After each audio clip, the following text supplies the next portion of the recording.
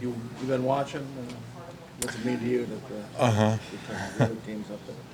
Well, it's pretty cool. I've been watching. I'm not a diehard baseball guy, but I've been watching every World Series game, unfortunately, to the end because I'm a little short on sleep more than usual. My bedtime's usually about 10:30, so those games, if they go to 11:30 or 12, don't help that. But it's really exciting. I mean, to watch the Indians in the World Series is it's pretty cool. I mean, to have two teams from the same city in their championship game in the same season is really special. When did you retire from baseball? Seventh grade. Joe, 4 of the 8 losses have come after the Browns were holding a lead in the second half. This trend really goes back to 2013, too. The same defensive coordinators here. I'm wondering, do you think it's a group effort to finish off a game, offense and defense, or should we look towards the defense as being the culprit? Well, I think any game is a group effort. No matter the outcome, you have to have both offense and defense chipping in to finish out a game. So it's on everybody. That's Josh. This I'll ask you the same thing. With the record, what it is it a challenge to keep, especially with younger players, and out of people's minds, they're just not worried about the fact that geez, we might finish. Yeah, I think that's why from the moment the young guys step into the building, you always talk about being a slave to the process and focusing on the things you can control and kind of having a plan every week that you follow so that you don't get caught up in what your record is or what's happening around you, and you can kind of just focus on preparing yourself the same way every week. And if you do that, you don't get lost in whatever your record is or your standing in the division or any of those things that really don't affect the game that you have to play on Sunday. Is there any sense of relief? The trade deadline's gone. You're still here. Honestly, I didn't really think about it a whole lot. I guess I don't have to answer the questions about that anymore, which is nice. But I didn't really think it was much of a possibility this year. You know, I think in years past there was some more likely landing spots, but not to get into the details. But I think the teams that needed a left tackle didn't have any salary cap space, so it would have been a big surprise if I was traded this year. So.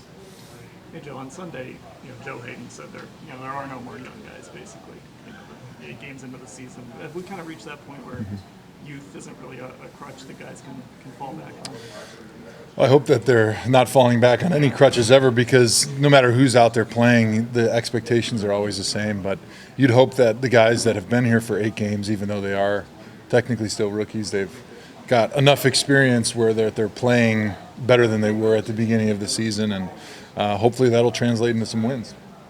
Joe, do you know who's going to start a quarterback for you this week?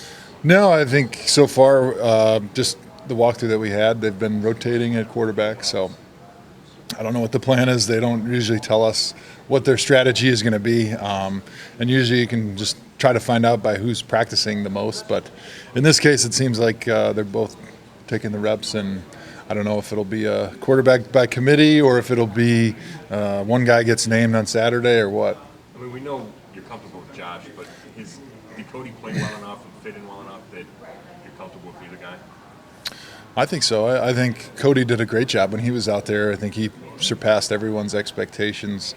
Plus, you got to factor in the realization that he's a rookie, and we're 0-8 right now. The chances of us making the playoffs are probably not the highest that they've ever been, and so you're trying to assess what we have on the roster for the offseason, and we want to find out more about Cody because he has played well, but I think it's important for the young guys to get as many snaps as they can.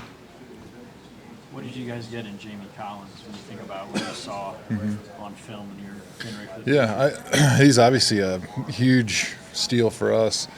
To be able to find a linebacker that can cover tight ends and can cover running backs on third down is really key. And he can also play on first and second down because he's a physical linebacker.